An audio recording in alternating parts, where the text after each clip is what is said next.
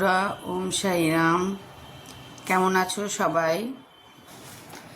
দেখো আজকে কি হতে চলেছে, অবশ্যই বুঝতে পারছো নিশ্চয়ই তোমরা।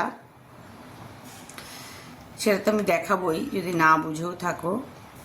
তো বেগুনগুলো দেখো কি সুন্দর, ছোট্ট ছোট্ট, দেখেই কি ভালো লাগছে, তাই না বলো?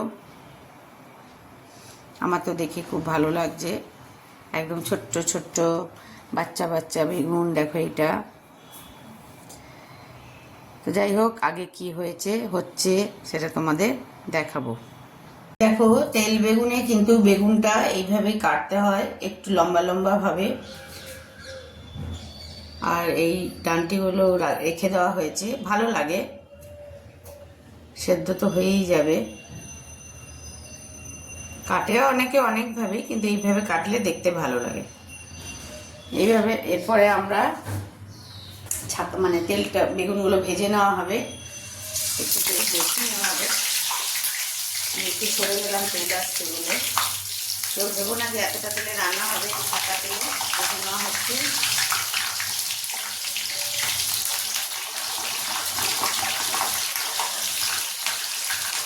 এভাবে একটা একটা করে বেগুন ভেজে নেওয়া হবে।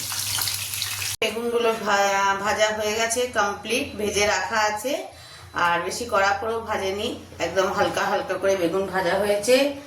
আর এবার তো কড়াইয়ে তেল দিয়ে দেওয়া হয়েছে, কম তেল, ওই তেল উঠিয়ে রাখা হয়েছে। ছাকা তেলে ভাজা হলে ভালো হয় যে কোনো জিনিস। এটা টমেটো কেটে নেওয়া হয়েছে পিস পিস করে ছোট ছোট। আর এটা আমরা হামালদিস্তাতে রসুন আর কাঁচা লঙ্কা থেতো করে নিয়েছি। পেস্ট করিনি, মিক্সিতে আর পেস্ট করিনি, কেননা পেস্ট করলে জিনিসটা অতটা টেস্ট হয় না।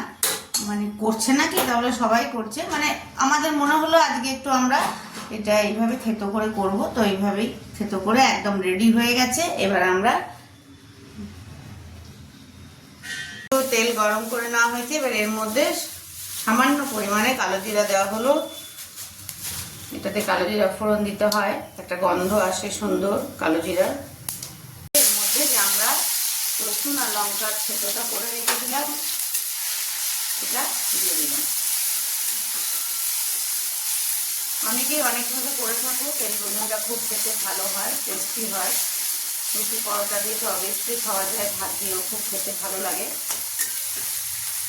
আমরা এক এক দিন এক একটা ভাবে করি, কোনোদিন মিক্সিতে রসুনটা পিষে নিই, কোনোদিন এইভাবে করি। তবে একটু শিলনোড়া বা শিলনোড়ার পেশার সঙ্গে মিক্সির পেশার টেস্টটা কিন্তু একটু আলাদা হয়। জানি না কতটা ঠিক বলছি, তোমরাও একটু দেখো। যারা শিলনোড়াতে খাও তারাও হঠাৎ করে যদি মিক্সির টেস্ট করে খাওয়া হয়, দেখবে টেস্টটা একটু আলাদা লাগে। এখন আমাদের ঘরে ঘরে শিলনোড়া থাকা সত্ত্বেও কে আর কোমর নিয়ে নিচে বসে পিষবে। আমরা সেই পিষেই নিই, দাঁড়িয়ে দিতে একটু আলাদাভাবে করার চেষ্টা করছে। দেখে নাও তোমরা, খুব ইজি, খুব সিম্পল এবং খুব কম সময়ের রান্না একটা। এটাতে কিন্তু রসুনের এবার পরিমাণ মতো একটু নুন দিয়ে দেওয়া হলো।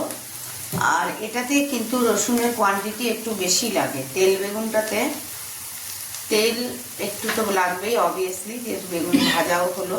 আর একটু রসুনের কোয়ান্টিটি কিন্তু একটু বেশি দিতে হয়, তবে টেস্টটা একটু ভালো হয়। এবারে একটু হলুদও দিয়ে দেওয়া হয়েছে। নুন আর হলুদ পরিমাণ মতো দিয়ে দেওয়ার পর এবার ভালো করে ওটা নেড়ে নিতে হবে, করে নিতে হবে। মশলাটা ভালো করে ভেজে নিতে হবে। এবারে আমরা যে টমেটোগুলো কেটে রেখেছিলাম সেগুলো দিয়ে দিলাম।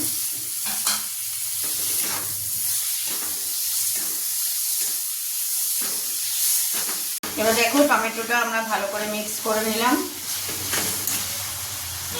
টমেটোটা একটু সেদ্ধ করে নিতে হবে এর মধ্যেই, কেননা যেখানে যেহেতু জল দেওয়া যাবে না, এই জন্য টমেটোটা একটু তেলের মধ্যেই ভালো করে সেদ্ধ করে নিতে হবে। আচ্ছা, এবারে একটুখানি কাশ্মীরি মির্চা দেবেন কালার করার জন্য, কাশ্মীরি মির্চের গুঁড়ো। কাশ্মীর দিতে পারছি না, বলছে কাশ্মীর যাওয়া যখন হচ্ছে না, আর আপাতত তো আর কাশ্মীর যাওয়া এখন হচ্ছে না, হবেই না। ভয় মানুষের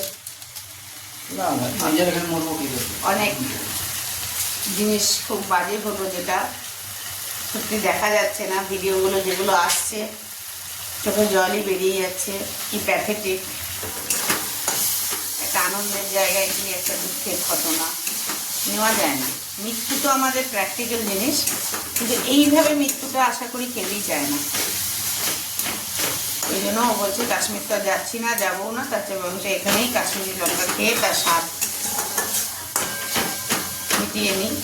তো দেখো একটু কালার চলে এলো, কি সুন্দর হয়েছে কালারটা।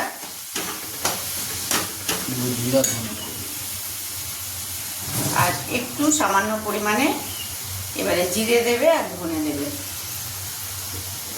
এখন কি দিচ্ছ? ধনে। কম করো, কম করো। হ্যাঁ,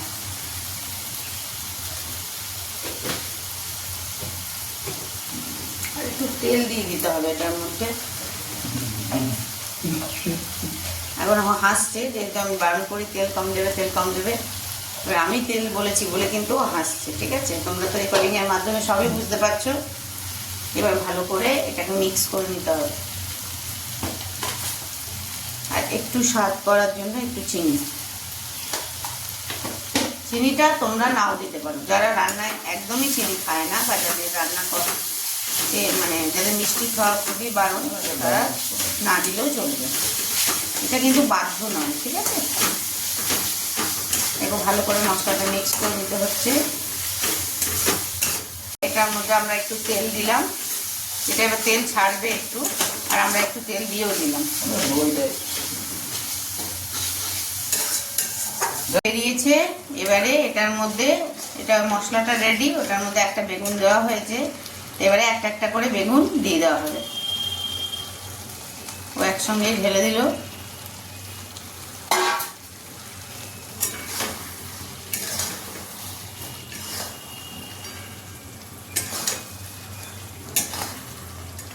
এবারে মশলাটা একটু বেগুনটা নেড়ে ছেড়ে নিতে হবে যাতে মশলাটা পুরো গায়ে লাগে, মাখামাখাই হয়, এটা খেতে খুব ভালো লাগে। একটু কমিয়ে একটু হবে, কেননা এমনি হয়ে গেছে রেডি, একটু তেলটা বেরোবে, এটাই যা। আর একটু তেল বেরোবে, কারণ বেগুন যখন ভাজা হয়েছে, বেগুন তো অলরেডি তেল টেনে নেয়। একটু ঢাকা দিয়ে দেওয়া হবে 5-7 মিনিটের জন্য, তারপরে তোমাদেরকে আবার দেখাচ্ছি।